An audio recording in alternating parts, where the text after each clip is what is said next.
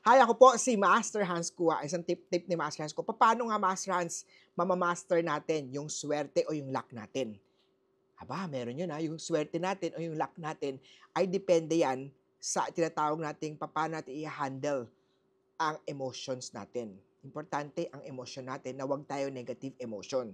Ang negative mindset o ang negative emotions ay nagdadala ng poor health, hindi magandang kalusugan, magulong pamilya, or malas sa pera o career. Importante, para ma-master mo yung swerte mo, yung luck mo, is to manage your emotions. Dapat yung heart mo, kahit nagpe-pray ka, marami nagpe-pray after nila mag-pray o magpunta ng church, sila po ay ungrateful. Unhappy pag uwi, inaaway yung family members, pagdating na inaaway yung mga kliyente, very unruly sa ibang tao, or very ungrateful or not generous sa ibang tao. Ito po ay nagdadala ng hindi swerte. So para ma-manage mo ang luck mo, ang swerte mo, kailangan ikaw din po ay dapat generous, dapat masaya, dapat good health. Also iwasan na lumabas, umalis ng bahay na galit. Sa bahay, bawal magmurahan, bawal magsigawan, bawal ang maraming drama sa bahay.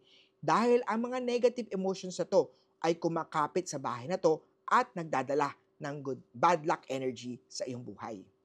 Number 2 yung work mo, huwag puro reklamo. Be grateful sa work mo. I-check mo rin ang sarili mo. Baka naman, lagi mong sinisisi ang boss mo. Kung titignan mo naman ang work mo, hindi ka naman nag-i-improve. Sa tagal mo na sa kumpanya, andyan ka pa din. Bakit ka na dyan pa rin? Kasi nga, hindi ka naman talaga nag-i-improve. Nauna yung mga nauna pa sa'yo, pero mas magaganda ang mga output o mas marami ang sales sila na pag-iiwanan ka na. Walang ibang sisisihin kung hindi sarili. Maging grateful, maging thankful sa blessing. Iwasan ang pagiging late, iwasan pagiging absent, at ibigay ang full 100% sa lahat ng trabaho na ginagawa mo. O isa pa, iwasan natin ang pagtulog na nag-worry tayo.